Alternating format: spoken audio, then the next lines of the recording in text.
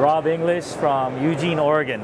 We're gonna do the interview in English because the brand is English, his name is English, and he's English. Rob, tell us about your company.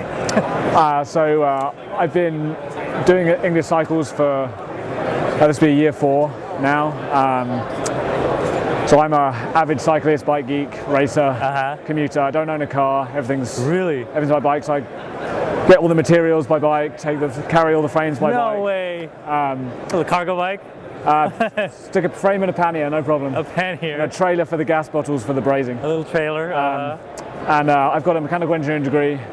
So I bring that together with all the riding experience. Right. And build bikes. Okay. So. Well, we have a couple bikes. First one has a lot going on it.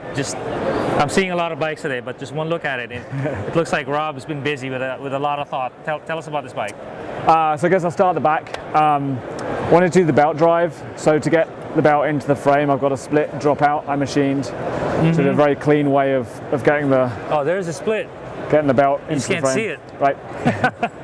So I try and make stuff really clean. Then being a 29er, I wanted to keep the chain stays as short as possible. Right. But still have tire clearance. So it's a challenge to get room for a 2.2 tire, plus the belt ring, which is a lot wider than the chain ring. Yeah. And have it short. So I had to really custom shape the chain stays to have room for everything. Wow. It's almost flat. And then curve the seat tube to make the space in there. Right. I've got a century bottom bracket for tightening the belt. Single speed, yeah. And then seat mast looks like it's just integrated. Yeah. But the Thompson seat post is modified to have an internal wedge. So this is actually adjustable. No So if you take the seat off, you can use an Allen key and adjust the seat up and down. Where? If you take the seat off, there's an Allen key inside. And this is a wedge inside the frame. And what part gets longer and shorter? The silver part. A silver part will go up a little bit. How many inches?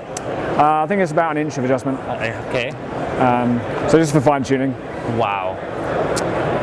So you find the length of the customer, right, and you build it. And put it then put it in the middle of the adjustment so they can adjust for different Half saddles. An inch either way. Or whatever they need. It's custom. Or whatever. So, right. And what we got here? Skinny seat stays. Steel is a very strong material. I mean, it's three times as stiff as aluminium, twice as stiff as titanium.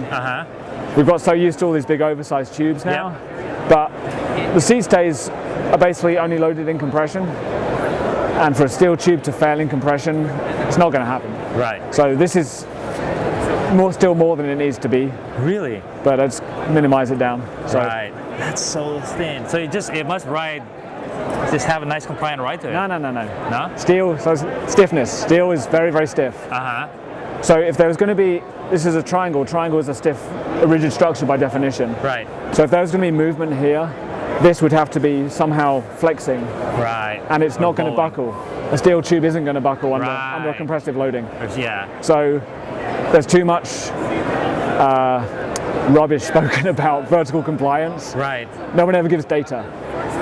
If they're going to say that, I want to say, okay, the dropouts have 7 millimeters deflection at this much loading. Otherwise, it's just hyperbole.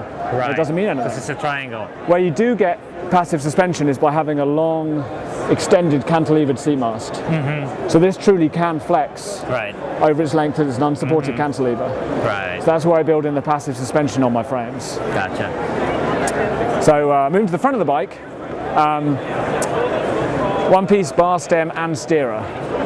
So this gets rid of any pinch bolts or anything at the top to save your knees and gives a nice clean look to the stem.